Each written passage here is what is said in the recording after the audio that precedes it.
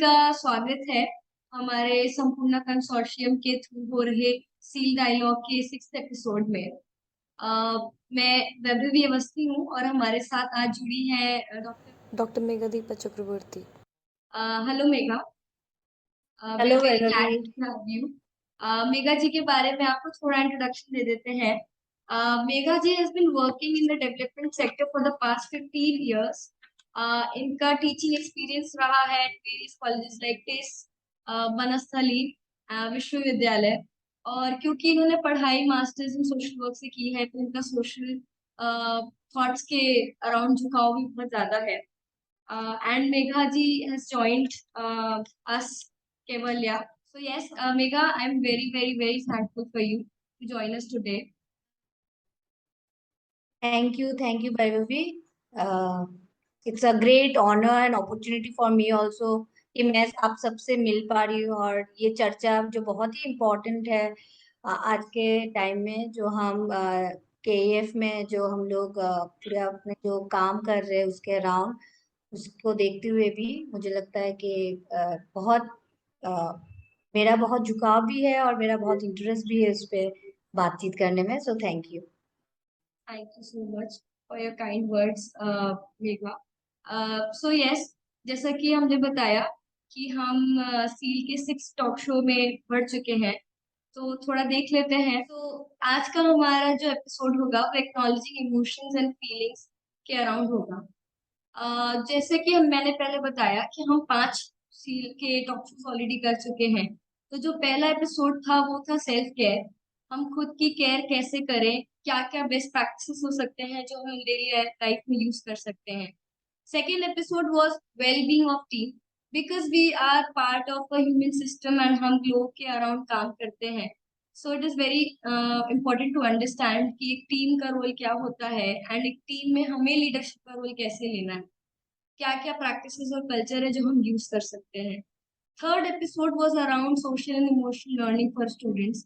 सामाजिक एवं भावनात्मक कौशल को एक स्टूडेंट्स के लेंस से हम समझेंगे, जिसमें हमने समझा कि स्टेक होल्डर का भी क्या रोल हो सकता है प्लस पेरेंट्स का क्या रोल हो सकता है बच्चों के जीवन में। हमारा जो फोर्थ एपिसोड था वो था time management and stress management.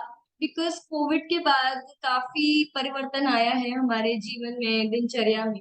तो कई सारे इश्यूज है जैसे कि टाइम मैनेजमेंट और स्ट्रेस मैनेजमेंट जिससे हम डेली जूझते हैं। तो उस चीजों में हम कैसे अपने आप को सक्षम बनाए, कैसे ब्रेक्स लेना हमें हेल्पफुल बना सकता है टू एड्रेस दीज कॉन्फ्लिक्ट्स। हमारा जो फिफ्थ एपिसोड था वो था अप्रिशिएटिंग डाइवर्सिटी। हम जिस इकोसिस्टम में काम कर रहे होते हैं लोगों के अराउंड, वो कई सारे अलग अलग बैकग्राउंड से होके आते हैं। कोई अलग रिलीजन का है, कोई अलग कम्युनिटी का है, किसी की लैंग्वेज अलग है। तो इतनी सारी डाइवर्सिटी के अराउंड हम कैसे सामंजस्य बिठाएं, हम कैसे एक दूसरे की डाइवर्सिटीज को यूज कर सकते हैं, अप्रिशिएट कर सकते हैं ताकि हम एक बेटर पड़ाव पर पहुंच सकें, इंक्लूसिविटी महसूस कर सकें। और जैसे कि मैंने बताया हमारा 6th एपिसोड जो कि ये है एक्नॉलेजिंग इमोशंस एंड फीलिंग्स। इस एपिसोड में हम जानेंगे कि इमोशंस एंड फीलिंग्स यानी कि भाव और अनुभूति क्या होते हैं, हम इमोशंस कैसे फील कर रहे होते हैं, फीलिंग्स क्या होती हैं, इनमें डिफरेंशिएशन क्या होता है। कुछ टेक्निकल टर्म्स जैसे मैप माइंड और ईक्यू के बारे में भी हम जान रहे हैं। So yes Megha, let us start the topic. तो जैसा कि मैंने बोला कि भावनाएं और अनुभूति के बारे में हम बात करते हैं, इमोशंस एंड फीलिंग्स है ना। रोजमर्रा में दिनचर्या में हम बात कर रहे होते हैं कि अरे आज मैं बहुत गुस्से में हूँ और ऐसा। पर क्या हम ये समझ पाते हैं कि ये अनुभूति और ये भावनाएं एक्चुअली में क्या होती हैं। सो इस पे आप थोड़ी रोशनी डालना चाहेंगे क्या? Vaibhavi thank you. वैभवी मैं इमोशन क्या है एक लिटरेरी डेफिनेशन जाने से पहले मैं थोड़ा एक कॉन्टेक्स्ट सेट करना चाहूंगी कि आज के टाइम में हम इमोशंस और फीलिंग्स की बात क्यों हमें डिस्कस करनी चाहिए और उसका रेलेवेंस क्या है। स्पेशली जब हम आज के दौर को देखते हैं, हम बच्चों को देखते हैं या एज एन एडल्ट हम मानते हैं कि as a human being we all have emotions. और हम ये भी मानते हैं कि हमारी इमोशंस और फीलिंग्स है, और सबको लगता है कि हम उसको like we understand our own self. But अगर हम इतने अच्छे से खुद को जानते हैं तो हम उसको मैनेज क्यों नहीं कर पाते हैं? हम डिफरेंट सिचुएशंस में डिफरेंट तरीके से क्यों बिहेव करते हैं, है ना कहीं ये समझ में आ गया है कि जो अवेयरनेस है, सेल्फ अवेयरनेस बोलिए या अवेयरनेस टुवर्ड्स अदर्स या लार्जर सिस्टम, वो विकसित करना बहुत जरूरी है, ताकि हम अपनी इमोशंस और फीलिंग्स को पहले तो समझे, आइडेंटिफाई, रिकॉग्नाइज करें, देन हम उस पर वो अगर एक बार हो जाए तो हम उसको नियंत्रण भी कर सकते हैं। तो वो डेफिनेशन से जाने से पहले मैं थोड़ा भूमिका मानने की कोशिश कर रही हूँ कि इमोशन और फीलिंग्स के अगर हम बात कर रहे हैं कि देखा गया जो हम आज की दुनिया में जहाँ रह रहे हैं, टेक्नोलॉजी इतने ज्यादा हम पर हावी है, जो दौर है, जो बहुत फास्ट मूविंग वर्ल्ड है, जहाँ पर हम ज्यादातर लोग एक दूसरे से बिछड़ रहे हैं। हम थोड़ा बहुत हमने जो बचपन में देखा शायद हमारा बच्चा वो भी नहीं देख पा रहा है, जो लोगों के साथ रिलेशनशिप हो, एक दूसरे को समझने की प्रोसेस हो, या खुद को मैनेज करने की, जो आज के टाइम में इतने चैलेंजिंग टाइम है। हमने कोविड के टाइम में भी देखा है कि किस लेवल ऑफ लॉसेस लोगों ने एक्सपीरियंस किए हैं, है ना, किस तरीके से उन्होंने डिफरेंट चैलेंजेस एक्सपीरियंस किए। लेकिन हमारा हमेशा यही ध्यान रहा है कि जब, और स्पेशली जब हम स्कूल के संदर्भ में बात कर रहे हैं, बच्चों के संदर्भ में बात कर रहे हैं, कि एकेडमिकली हमने बहुत स्कूल्स लेवल पे हमने बहुत जोर दिया है, पर जब भी हम इमोशन, सोशल और इमोशनल कंपोनेंट को लाते हैं या फीलिंग्स के बारे में लाते हैं, उस पर बहुत ज्यादा जोर नहीं दिया गया है। और इसी के लिए शायद हम लोग अभी देख रहे हैं कि पहले भी डॉक्यूमेंट्स में बात की गई है, जो SCL बात कर रही थी पॉलिसी लेवल पे, बट अभी थोड़ा एम्फोसिस ज्यादा हो गया कि NEP 2020 भी अब देखेंगे तो बोला जा रहा है कि क्यों हमें जरूरत है कि इमोशनल कंपोनेंट को हम इंटीग्रेट करें, उसको लाए, बच्चों को इमोशंस के बारे में, बच्चों की अवेयरनेस विकसित करें, व्हाट इज फीलिंग, इमोशंस, ये सोशल इमोशनल जो डायमेंशन है, उस पर हम बहुत ज्यादा फोकस या अटेंशन ड्रॉ करें और उस पर काम भी करें, है ना।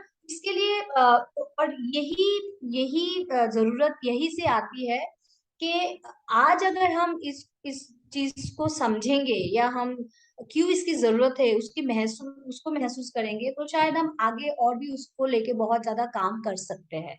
तो मैं यहाँ से शुरू करूंगी कि बहुत हम मतलब इमोशन से हम क्या समझते हैं। लाइक दो तरीके की अंडरस्टैंडिंग है, एक है कि बहुत लिटरेरी डेफिनेशन है, और बहुत भिन्न भिन्न तरीके से उसको समझा भी गया है, इमोशन एंड फीलिंग को।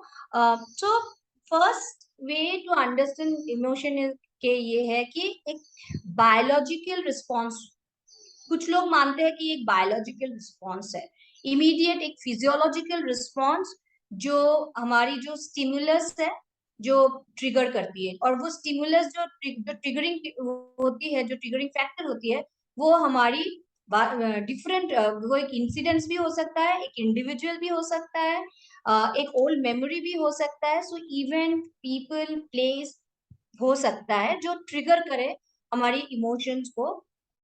जो जब द मोमेंट दो फैक्टर्स ट्रिगर्स, तब तो केमिकल रिलीज होती है बॉडी में, which remains for around 6 seconds. तो वो एक अंडरस्टैंडिंग है कि what all emotion is all about, कि एक बायोलॉजिकल स्टेट होता है जो that come out as a result of whatever thoughts, whatever feelings, और जो बिहेवियर हम एग्जिबिट करते हैं, है ना। सो इमोशन को इस तरीके से डिफाइन किया गया। दूसरे तरीके से इमोशन को एक इवैल्यूएटिव स्टेट में भी बोला गया कि इमोशंस आर इवैल्यूएशन, है ना। जो हम एक सिचुएशंस का इवैल्यूएट करते हैं, बट उसका रिएक्शन हमारी बॉडी में दिखता है ना।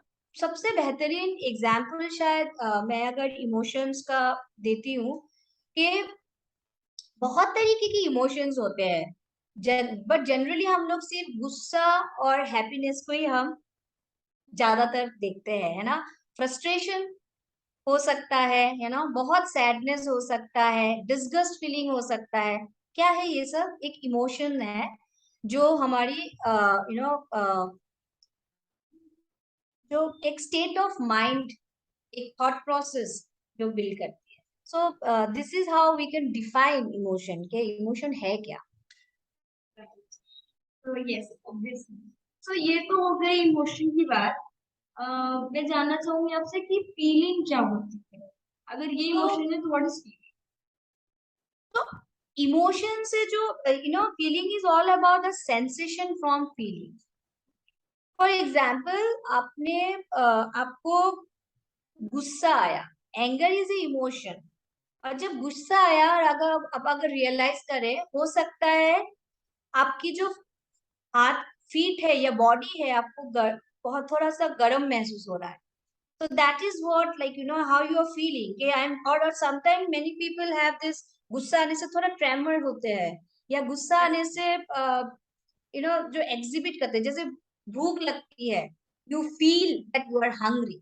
सो that is the feeling, that हो सकता है उसमें इमोशंस ना हो, but that is a feeling, जो सेंसेशन, जो बॉडी सेंसेशन होती है, that is more like in relation to what we say when we talk about feeling. So यानी जब हम फीलिंग को डिफाइन करना होता है, तो फीलिंग होता है जो फिजिकल और मेंटल सेंसेशन होती है that arise as we internalise emotion.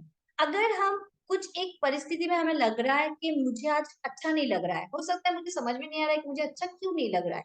अगर मैं सोचने बैठूं, एक एक इंसिडेंस मेरे दिमाग में आ रहा है and then suddenly probably I connect and so see this cause effect कि क्या हुआ। और फिर वो जो इमोशन मुझे जो भी है, सैडनेस का इमोशन है, वो फीलिंग के दौरान जब मेरी बॉडी में क्या हो रहा है, probably I am feeling choked, है ना, शायद मेरे गले चॉक्ड फील कर रहा हो, या मुझे दिल में कुछ ऐसे अजीब सा महसूस हो रहा हो। So these are the feelings. So वो सेंसेशंस के साथ बहुत रिलेटेड है। सो इमोशन जब स्टेट, जब हम आप कुछ इमोशन जो हम डिफाइन कर रहे हैं, उसकी जो सेंसेशन होती है वो है फीलिंग। तो there are always mental association जब हम फीलिंग की बात करते हैं, और ये एक रिएक्शंस टू द इमोशन है। जो भी हम इमोशन फील कर रहे हैं, उसका जो रिएक्शन होता है वो होता है फीलिंग, है ना। और feelings are always caused by emotions, है ना। So emotion actually precede our thought, है ना, एंड दैट्स वेयर, जो हमारे प्रिसीड करते हैं थॉट्स को, तभी हम फील भी करते, कुछ हमारे में होती है। So this is where we define emotion and feeling. तो बेहतरीन तरीके से मैं शायद एक एग्जांपल देके समझा पाऊँ ये इमोशंस और फीलिंग्स, हम एक साथ अगर देखते हैं कि क्या डिफरेंस है। तो मैं एक परिस्थिति लेती हूँ, फियर, है ना, एक फियर की एक परिस्थिति ले रही हूँ। हो सकता है जैसे पर्सनली मुझे कोई भी एनिमल से बहुत फियर है, इवन डॉग, है ना। तो क्या होगा, इवन कोई एक आप बियर भी सोच सकते हैं आप सरिस्का के जंगल में गए और अब गाड़ी से उतर गए और अब सामने आपका दिख गया कि एक टाइगर है या लेपर्ड है ना। सो क्या होगा, इमेजिन कीजिए कोई भी परिस्थिति जो आपको लगता है कि वो डरावना है। फर्स्ट जो आप क्या करोगे, है ना, अगर वो फियरफुल सिचुएशन है, इवैल्यूएटिव, जो हमने कहा इमोशन क्या है, इवैल्यूएशन है। तो इवैल्यूएटिव हम इसे क्यों कह रहे हैं, क्योंकि वो हम पहले आप अप्राइज कर रहे हैं कि ये क्या है, डॉग है, जो भी है, बियर है, जो भी है जिससे मुझे डर लगता है। सो वो तो कंफर्म हो गया कि मैं ये सोच रही हूँ कि this is dangerous to me, मैं ऐसे मान रही हूँ, है ना। तो हमने इस तरीके से इसको इवेलुएट किया है। सेकंड जो इमीडिएट होता है वो होता है फिजियोलॉजिकल, जिसमें हम कह रहे हैं कि हमारी देखते ही हार्ट बीट बढ़ गई, धक धक धक धक धक, मतलब डर लग रहा है, शरीर कांप रही है, मेरा शायद ब्लड प्रेशर भी हाई हो गया होगा तब तक। So this is like physiological, right. Now third is phenomenological component. Physiological में हम जब वो हार्ट बीट, तो आप कुछ सेंसेशन की बात वहां आती है, जो फीलिंग की बात आती है, सेंसेशन, है ना। थर्ड है कि फिनोमोलॉजिकल, उस टाइम उस परिस्थिति में हम प्लेजेंट फील कर रहे हो या अनप्लेजेंट फील कर रहे हो। ऑफ कोर्स वो सिचुएशन हमेशा अनप्लेजेंट फीलिंग देगा, फियर का, है ना। तो वो अनप्लेजेंट फीलिंग है। एक फीलिंग है जो अनप्लेजेंट है, जिसमें मेरा शरीर कांप रहा है, मैं डर रही हूँ, मेरा बॉडी सेंसेशन पूरा अलग हो रहा है, क्योंकि मैंने रिकॉग्नाइज कर लिया कि मुझे डर लग रहा है, तो इट इज एन इमोशन। फिर है एक्सप्रेस। जब आप फियरफुल होते हो, इधर आप चिल्लाओगे, इधर आपके आंखें बड़े हो जाएंगे, there are so many expressions that probably our body will immediately react. Last है बिहेवियर। लास्ट बिहेवियर में क्या होगा, हमेशा हमारा टेंडेंसी रहेगा टू फ्ली, रन अवे, भागो, दौड़ो। तो वो बिहेवियर में आ गया। So there where the emotion and feelings are, I like can define. अब छोटा सा एक एग्जांपल लेके, उसी तरीके से हैप्पीनेस, कि आप किस तरीके से हैप्पीनेस को रिकॉग्नाइज करते हो, इवेलुएट करते हो, कौन सा चीज आपको हैप्पीनेस दे रही है, फिर आप किस तरीके से उसको आप आपके बॉडी में देख रहे हो कि बहुत अच्छा लग रहा होगा, एलिटेड फील हो रहा होगा, you are very happy, you are smiling, laughing, and then you think of doing something else and like taking a step ahead, which is again adding to your happiness level. तो ये है emotional feeling की जो मैं differences जो आप पूछ रहे थे, सो I think we can see and understand in that. तो मेघा, हमने समझ लिया कि इमोशन और फीलिंग्स का अर्थ क्या होता है। हमने ये भी समझ लिया कि दोनों में अंतर क्या होता है।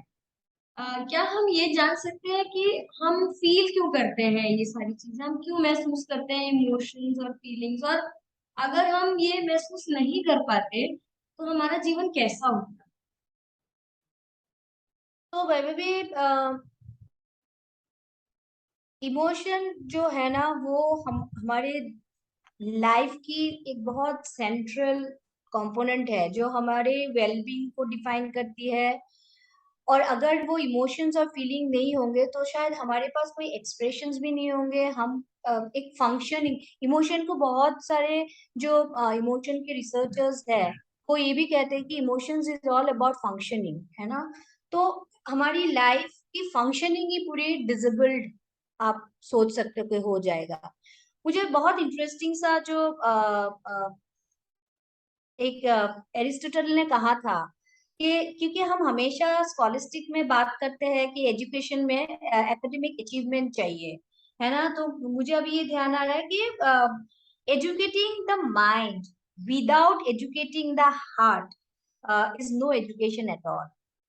तो इम्पोर्टेंस वहां पर भी, वहां से भी शुरू होती है। अगर आप हार्ट या इमोशंस को नहीं समझ रहे हो, या ये अगर नहीं है, then there will be completely a dysfunctioning. फिर आप कितना भी एजुकेशन की बात कीजिए, कितना भी कुछ बात कीजिए, इमोशनल फीलिंग नहीं होगा तो it will not lead to a well the society जो हम सोच रहे हैं कि एक वेल, जहाँ पर सब खुश रहे, एक वेलबींग स्टेट रहे, है ना, we attain that the state of wellbeing, वो शायद नहीं हो पाए। सो इमोशन क्या करती है, कंटिन्यूअसली रेगुलेट हमारी जो लिविंग सेल है, and also to adapt to emerging threats या अपॉर्चुनिटीज जो भी है, उसको प्रोसेस करके एक बकायदा अच्छे डिसीजंस लेने में हेल्प करती है। और जरूरी नहीं है कि हमेशा इमोशंस पॉजिटिव भी हो, नेगेटिव इमोशंस भी होती है। There are negative emotions like frustration, है ना, एक नेगेटिव इमोशन है। लेकिन अगर इमोशन, वो भी एक तरीके का इमोशन है, जो बहुत इंपॉर्टेंट है टू अंडरस्टैंड, है ना। तो emotion could be seen as a raw data, जो भी वर्ल्ड के अराउंड आपको दे रहे हैं, जो आपको फंक्शन करने में हेल्प कर रहा है। एक एक एक्सपीरियंस जब होती है, कुछ ना कुछ इमोशंस आपके उसमें होती है। So that is where the functioning actually keeps going on. जब फीलिंग्स की हम बात करते हैं, जब कोई भी इमोशन होता है and there are feelings associated with it, so वो सेम वे में हमारी जो दिनचर्या है उसको डिफाइन करने में बहुत हेल्प करती है। फॉर एग्जाम्पल, आप ऐसे परिस्थिति एक सोच लीजिए कि if someone lose that ability, कोई भी परिस्थिति में, टू फील और एक्सप्रेस इमोशन एंड फीलिंग, आपको शायद कुछ बहुत probably there is a good news that has come to you, and you have no reaction to it. You are not feeling happy, you are not feeling sad, you are not having any kind of those emotions or feeling. That means somewhere there is a flat effect of anything that is happening around you. आपके जीवन में जो भी चीज हो रही है उसका पूरा फ्लैट इफेक्ट है आपके चीज, एक नमनेस है जिसमें आपको कुछ फर्क नहीं पड़ता ये पॉजिटिव है या नेगेटिव है। तो वो भी एक स्टेट है, वो स्टेट को कहते हैं एनहेडोनिया, है ना। तो वो स्टेट में वो कहते हैं कि वो एक मेंटल स्टेट है, जहाँ जो सिम्टम भी कहलाती है, तो डिप्रेशन की सिम्टम भी हो सकती है। That means it's not a healthy state जहां पर हम बात कर रहे हैं कि वेलबींग को अटेंड करने की। तो इमोशंस और फीलिंग्स अगर नहीं हो तो आपके बहुत चांसेस है कि आप डिप्रेशन से जा रहे हो, या आपकी मेंटल जो स्टेट है दैट्स नॉट गुड, और या उसको अफेक्ट कर सकती है। तो इसीलिए इमोशन और फीलिंग्स की जो प्रेजेंस है दैट हेल्प्स। ओनली थिंग, जब हम नेगेटिव इमोशन भी होती है, it's always help that way to navigate those emotions. तो हम एक्सप्रेस अगर कर पाए तो हम शायद बेहतरीन तरीके से उसको डील भी कर पाए। There are risky emotions. हम बहुत टाइम गुस्से में बहुत रॉन्ग डिसीजंस ले लेते हैं, तो वो रिस्की इमोशंस हो जाते हैं। तो अगर हमें वो पता है, अवेयर है, रिकॉग्नाइज कर रहे हैं कि there is a pattern that triggers my anger, तो मैं शायद उससे रिफ्रेन होंगी और I can take better decisions. But अगर मेरे में इमोशंस ही नहीं है, then how I will function in anything. हाँ, मेरा एक्सप्रेशन क्या रहेगा, मेरा डिसीजन मेकिंग क्या रहेगा, क्योंकि मुझे तो किसी चीज से फर्क ही नहीं पड़ रहा होगा। So that's what the you know that is very important, that emotion and feelings को समझना, और how it define our life as well. Yeah. तो absolutely Megha ji, I completely agree with what you just said. बहुत ज्यादा जरूरी है कि हम समझ पाए हमारे अंदर क्या चल रहा है, हमारी भावनाओं को, अनुभूतियों को। और जैसा कि आपने बताया कि कभी कभी हो सकता है कि हम सैड फील करें या नेगेटिव इमोशंस हो हमारे अंदर। तो ये हम कैसे आइडेंटिफाई करें, कैसे पहचाने कि हम कौन सा इमोशन या कैसा महसूस कर रहे हैं, और उसको फिर हम कैसे कंस्ट्रक्टिवली अपने खुद के बेनिफिट के लिए यूज कर पाए। How do we manage our emotions and feelings so that it helps us rather than keeping it as a back. तो जब हम इमोशंस की बात करते हैं, there is a very important thing, how to first understand and then how to manage. तो दो चीज है, एक है रिकॉग्नाइज करना, और फिर उसको अंडरस्टैंड करना, और फिर उसको मैनेज करना। तो जो हम बात करते हैं इमोशनल लिटरेसी पे, है ना, इमोशनल लिटरेसी, जब हम बॉडी सेंसेशन की बात करते हैं, वो कहते हैं बॉडी लिटरेसी, कि हम हमारे साथ जो जो फीलिंग्स के साथ बहुत एसोसिएटेड है। तो जब हम बात कर रहे हैं कि इमोशंस की, इट इज ऑल अबाउट कि हम emotion body literacy, emotional literacy को एनहांस कर रहे कि नहीं। इट मीन्स कि हम self awareness, emotional awareness develop कर रहे कि नहीं, और हम उसकी तरफ अटेंशन दे रहे हैं कि नहीं। ठीक है। सो इमोशंस एंड फीलिंग्स, अगर हम बात करें कि एक ऐसा दो कंपोनेंट है जहां पर बहुत ज्यादा आपकी अवेयरनेस की जरूरत है। एक जो आपकी हार्ट को डील करता है, और एक जो बहुत ज्यादा बॉडी सेंसेशन पे डील करता है। तो राइट एट दिस मोमेंट आप किस तरीके से फील कर रहे हो, अगर आप ये जानते हो, तो शायद आप बहुत अच्छा निर्णय ले पाओगे। फॉर एग्जाम्पल, कि मुझे पता है कि किस किस परिस्थिति में कौन से चीजें मेरी एंगर को ट्रिगर करती है, और या मैं अपसेट हो जाती। तो अगर मुझे ये पता है कि ये एक पैटर्न है ना, और वो होने से मेरे शरीर में क्या हो रही है, अगर मैं ध्यान केंद्रित करूं, तो शायद मैं अपनी जो इमोशन को बेटर नेविगेट कर सकती हूँ।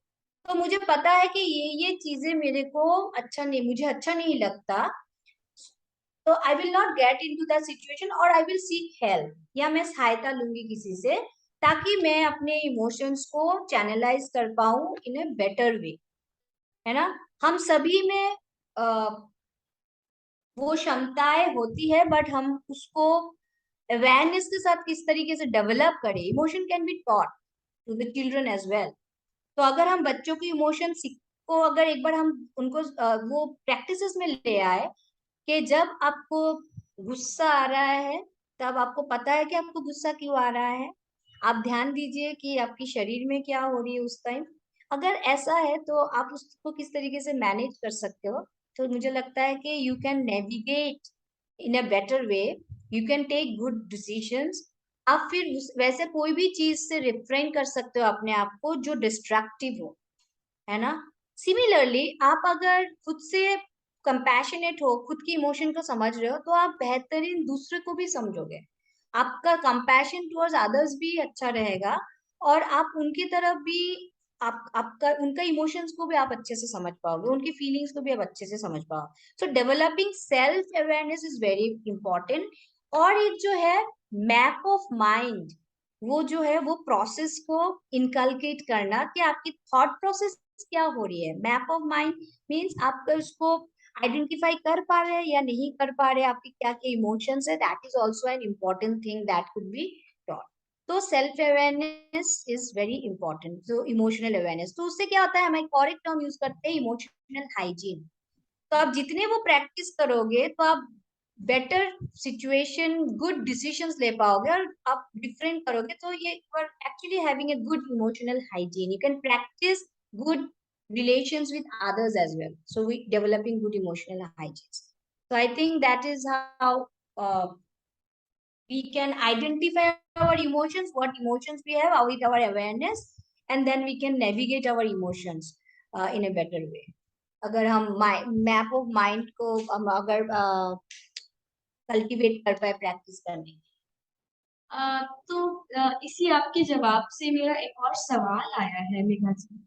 आपने कई सारे टेक्निकल शब्दों का यूज किया इस जवाब में, कि कई सारे तरीके हैं, तकनीक हैं जिनको हम इस्तेमाल कर सकते हैं अपने इमोशंस को समझने में, उसको बेहतर बनाने में, उसको मैनेज करने में। जैसे कि आपने बात की मैप ऑफ माइंड और इमोशनल हाइजीन की, तो क्या हमारे दर्शकों को और हमें आप समझाना चाहेंगे कि क्या होता है और इसे हम कैसे यूज कर सकते तो मैप ऑफ माइंड का मतलब ये है कि इट मीन्स दैट एक यू नो एबिलिटी जो डेवलप होती है to understand different mental state, है ना, such is emotion and its characteristics, कि कौन सा इमोशन है।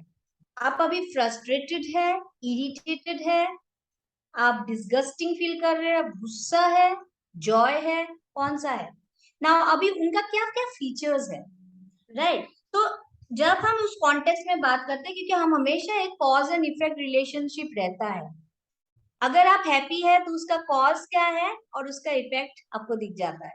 सिमिलरली आप अगर इरिटेटेड हो रहे हैं, फ्रस्ट्रेटेड हो रहे हैं, उसका क्या वजह है और उसका आप एक कॉज एंड इफेक्ट रिलेशन आप समझ पाते हैं। So map of mind, what it does, it also about kind of emotional literacy, जो मैं बात कर रही थी कि इमोशनल लिटरेसी जब हम बात कर रहे हैं, it's all about understanding your emotions, है ना। एंड और ये आपकी इमोशनल इंटेलिजेंस पे भी कंट्रीब्यूट करता है, क्योंकि that helps you to navigate better, takes better decisions. तो वो होती है मैप ऑफ माइंड, है ना। सो इट आल्सो लाइक एक स्टूडेंट जब बेटर अवेयरनेस डेवलप करेगा, या इंडिविजुअल ऑल्सो, एक टीचर अगर आप ले रहे हैं कि टीचर के संदर्भ में वो अपने इमोशन के बारे में अवेयर है, तो वो खुद ब खुद में खुद के साथ भी बहुत अच्छे से निर्णय ले सकते हैं, दूसरों का जब बच्चे का आएगा टाइम तो उनके साथ भी अच्छे से बिहेव कर सकते हैं, या वो गुड इमोशनल हाइजीन कल्टीवेट करने में भी हेल्प कर सकते हैं।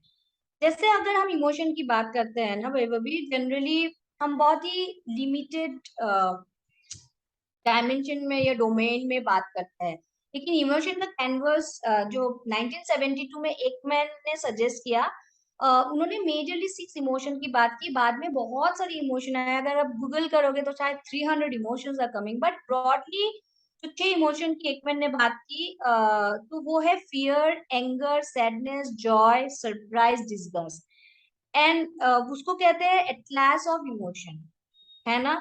तो वो इतने सारे इमोशंस जब होते हैं, क्या हम अवेयर है अपनी इमोशंस के बारे में, क्या हम हमारी बॉडी में तब क्या होती है एक एक इमोशंस के साथ, क्या हमें पता है, या किस लिए हो रहा है क्या हमें पता है। So map of mind is all about that how you inculcate that level of understanding and that different mental state. So it is something, it helps in developing those endure capabilities, and that's also helps in developing capabilities to deal with emotion and navigate emotion in a better way. Thank you so much Megha. और बिल्कुल सही कहा आपने। ये काफी easy हो जाएगा हमें ट्रैक करना और समझना हमारे इमोशंस को, अगर हम उसे अलग अलग ढांचों में डिवाइड कर पाएंगे। एंड जैसा कि आपने बोला एटलस ऑफ इमोशन, तो हम दर्शकों को बता दें कि ये ऑनलाइन अवेलेबल है। आप इसके बारे में पढ़ना चाहें, जानना चाहें तो आप जान सकते हैं। तो जैसे ये तो हो गया इमोशन के बारे में। हम अपने फीलिंग्स को कैसे इनहांस कर सकते हैं मेघा जी? और जब हम बात करते हैं फीलिंग को इनहांस करने की, तो ईक्यू क्या चीज है? तो अगर जैसे मैं बोल रही थी कि फीलिंग इज और like more associated in terms of sensation, right? तो हम अगर हमारी अटेंशन जो है, लाइक हम अगर वो एबिलिटी डेवलप करें बच्चों में कि जब भी मेरी मेरी में कोई इमोशन आ रही है, if I can just focus around कि मुझे क्या हो रहा है, मेरे बॉडी में क्या हो रहा है, एम आई बीइंग चॉक्ड, मेरे शरीर में क्या क्या बॉडी हीट हो रही है, गर्म हो रही है, how am I feeling. So all the sensation जो पार्ट होती है ना, अगर हम उस पे कंटिन्यूअस प्रैक्टिसेस करें तो हम अपने फीलिंग्स को भी बेहतर समझ पाएंगे, है ना? एंड जब हम इमोशनल इंटेलिजेंस की बात करते हैं, it is all about recognising, understanding and managing our own emotion. So it's more about inner focus. Your emotional intelligence is more about inner focus, जो मैं इमोशनल लिटरेसी की जो बात कर रही थी, राइट? तो क्योंकि आप अवेयर, रिकॉग्नाइज कर रहे हो, आप अवेयर हो आपकी इमोशंस के बारे में, एंड आप उसको फिर मैनेज कर रहे हो अपने तरीके से। और आप देखोगे कि आप जितने भी बड़े जो हस्तियां हैं, अगर उनका अगर आप एग्जाम्पल लोगे तो they are very much, their emotional intelligence is very high. You mean क्यों? अगर आप उनको देखोगे, because they are in a very, they take always apt decision. वो इतना इतना ऊंचाई तक पहुंचे कैसे? उनकी सक्सेस अगर बोलो तो उनके बिहेवियर में भी बहुत सारी चीज दिखाते हैं कि दे रिमेन काम कंपोज। जब स्ट्रेसफुल सिचुएशन आती है, जो जितने ने भी इतने हाई लेवल पे सक्सेसफुल हुए हैं, उनके चैलेंजेस भी उतने ही रहे हैं, डिफिकल्ट सिचुएशंस रहे, स्ट्रेसफुल सिचुएशंस रहे, but how have they managed to be calm and composed during different situations, है ना? फिर वो the focus towards the goal, able to influence others towards goal. जो लीडर्स होते हैं वो किस तरीके से दूसरों को can give direction despite of so much of challenges, क्योंकि उनको पता है कि वो किस तरीके से जा रहे हैं, and they are in a better position to manage their emotion. They are more reflective about their inner self. So वो उनको हैंडल करने में बहुत हेल्प करती है. So handle difficult people also at the tech with technique and diplomacy. That is also important thing that happen. So हम जब भी इमोशनल इंटेलिजेंस की बात करते हैं तो this is important to ask that कुछ कुछ चीजें हमें जो कैटेगराइज करते हैं और जानने की कोशिश करनी चाहिए, like what emotions are we feeling right now. जैसे अगर हम कंटिन्यूअसली पूछते रहे, है ना, सो इमोशनल इंटेलिजेंस शायद हम will reflect more on inner self. या हम दूसरों को भी अगर पूछते रहे, दूसरों से अगर बातचीत करते रहे, तो शायद उनको भी हेल्प करेगा to reflect back that how they are feeling, what is their body sensation, है ना? Can you name them? अगर मैं जो भी आप लोग सुन रहे इसे अभी, या वैभव भी, जो मैं अभी अगर आपसे पूछूं that how are you feeling, या जो भी सुन रहे हैं, शायद आप लोग पहले सोचेंगे कि क्या, मैं तो कुछ नहीं फील कर रहा हूँ, मैं सुन रहा हूँ. बट अगर मैं कहूँ थोड़ा अटेंशन दीजिए, अब आपको कैसा लग रहा है? ये सुनते हुए अच्छा नहीं लग रहा है, रिपीटेशन लग रहा है, बोर लग रहा है, क्या लग रहा है आपको? खुशी हो रही है, नया कुछ जान रहे हैं, तो उसमें बॉडी में सेंसेशन क्या हो रही है? आपके इमोशंस को बता पाओगे? So this is what that continuously अगर हम लोग इसको अवेयरनेस पे लाए, so probably it will help us to get into more inner self. और उसी को हम ब्रॉड स्पेक्ट्रम में देख सकते हैं कि how it enhances emotional intelligence. So कैसे व्हेन इन स्ट्रेसफुल सिचुएशन आप किस तरीके से बिहेव करते हो, आपकी इमोशन किस तरीके से एराइज होती है, क्या फैक्टर आपको ट्रिगर करती है ना। ये सब चीजें जब हम डिस्कशन करते हैं या रिफ्लेक्ट करते हैं, वो हमारी इमोशनल मतलब हमारे जो अब इमोशनल इंटेलिजेंस की जो हम बात कर रहे हैं उसको बहुत एनहांस करते हैं। और ये बहुत जरूरी है जब हम स्कूल के बच्चों के संदर्भ में बोले कि हम उनकी अवेयरनेस किस तरीके से डेवलप कर सकते हैं थ्रू डिफरेंट एक्टिविटीज, प्रोबेबली जो उनके इमोशंस को एक्सप्रेस करने में हेल्प करे। जैसे छोटे बच्चों के साथ आप ड्राइंग के साथ कह सकते हो, आ, है ना, कि उनके क्या इमोशंस वो फील कर रहे हैं जब गुस्सा होता है, पिक्चर दिखा के बड़ों के साथ आप डिस्कशन के थ्रू कर सकते हो, है ना। डिफरेंट वेज होते हैं डिफरेंट एज ग्रुप के साथ काम करने में। तो और ये सब सवाल हम पूछ सकते हैं खुद से या उनसे, ताकि हम एक ब्रॉडर यू नो जो हम एम्पैथी की बात करते हैं, काइंडनेस की बात करते हैं, तो शायद हम उस तरीके के चीजों की तरफ ज्यादा प्रैक्टिसेस को एनहांस कर सकते हैं और वेलबींग की तरफ जा सकते हैं और दूसरों को हेल्प भी कर सकते हैं। सो I think this is what the importance of emotional intelligence is all about, और जिसके लिए हम इमोशनल लिटरेसी की बात करते हैं, जिसमें इमोशंस एंड फीलिंग को समझना, आइडेंटिफाई करना, वो क्या है उनके नेचर को समझना, and then navigating it is important. तो शायद आप सबको मैं ये कह सकती हूँ कि अभी कि कैन यू जस्ट स्टॉप और pause and just think that आप एक परिस्थिति में किस तरीके से बिहेव करते हो, या टेकिंग ए मोमेंट के आपकी आप बहुत ज्यादा रिएक्टिव हो कोई सिचुएशन में, या आप थोड़ा पॉज लेके सोच के कोई डिसीजंस लेते हो या रिएक्ट करते हो। तो हो सकता है आपके पीयर ग्रुप के साथ हो सकता है आपके मैनेजर्स के साथ हो, कोई भी फीडबैक दे रहा है उसका रिएक्शंस में आप कैसे बिहेव कर रहे हो। So there are continuous things that happens around, and there where we can manage our emotions in right way. So yeah, uh, so this is what the emotional intelligence is all about, and where we see or we can develop emotional intelligence. बहुत ही खूबसूरती से आपने इतने तकनीकी शब्द को हमारे सामने रखा, बहुत सरलता से आपने समझाया। Thank you mega.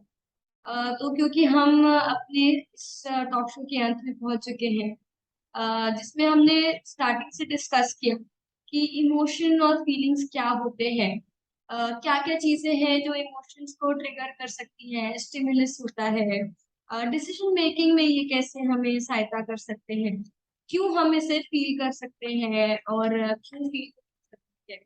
फिर हमने एक सिचुएशन की बात की, एनिडोनी, जो कि बेसिकली एक ऐसी सिचुएशन है जहाँ पे हमें सुख क्या होता है, दुख क्या होता है, उसके उसमें समझने में थोड़ी असहायता हो सकती है। हमारे इमोशंस और फीलिंग्स बेसिकली एक फ्लैट फ्लैट प्लेटफॉर्म में जा सकते हैं। उसके बाद हमने बात की कि कैसे हम आइडेंटिफाई करें इमोशंस और फीलिंग्स को, ताकि हम अपने जीवन को बेहतर बना सकें, रादर देन हमारे इमोशंस और हमारी फीलिंग्स पे रिस्ट्रिक्ट करें, कैसे हम उन्हें हमारे बेनिफिट के लिए यूज कर सकते हैं। उसके बाद हमने बात की एक और तकनीकी शब्द की, मैप ऑफ माइंड, या एटलस ऑफ इमोशन कह सकते हैं, कि कैसे इमोशंस को 6 ढांचों में बांटा गया है, और कैसे हम उन 6 ढांचों में बांट के इमोशंस को समझ सकते हैं कि वो कौन सी स्टेजेस में है, कौन सी स्टेज में अब इसे मॉनिटर करना जरूरी है। फिर उसके बाद हमने जाना कि हम फीलिंग्स को फाइनली और कैसे इनहांस करें, कैसे बेहतर बनाएं, और कैसे emotional intelligence, emotional hygiene, emotional literacy या इमोशनल क्वोशंट हमारी लाइफ में इम्पोर्टेंट रोल प्ले करते हैं, और ये कितना ज्यादा जरूरी है एक शिक्षक के पहलू से या एक विद्यार्थी के पहलू से समझना, कि ये हमें कैसे आगे ले जा सकता है। Because we often talk about IQ, intelligence quotient, but कहीं कहीं पे हम इमोशनल क्वेश्चन के बारे में ध्यान नहीं देते। तो यहाँ पे हमारा ध्यान जाना उतना ही अनिवार्य है, to make our class, to make our environment very healthy. तो बहुत बहुत बहुत अच्छा लगा आज का इतना ब्यूटीफुल कॉन्वर्जेशन आपके साथ करके, Megha ji. Thank you so much for being with us, और सारे दर्शकों को भी थैंक यू कि आप हमारे साथ जुड़े रहे हैं। और इसी के साथ हम हमारे इस टॉक शो के अंत में पहुंच चुके हैं। आप सभी से रिक्वेस्ट होगी कि इसी लिंक के साथ, इसी वीडियो के साथ एक नीचे एक अटैच्ड एक लिंक होगी जो कि फीडबैक फॉर्म की लिंक होगी। आप सबसे रिक्वेस्ट है कि please after watching this episode आप इस फीडबैक फॉर्म को फिल करें, ताकि हम समझ पाए कि हम जो पहुंचाना चाह रहे हैं सब तक, क्या हम उसमें सफल हैं या नहीं। सो यस, विद दैट हम इस टॉक शो को यहीं पे खत्म करेंगे, और हम आपसे जल्द ही अगले टॉक शो में मिल रहे हैं। धन्यवाद। धन्यवाद।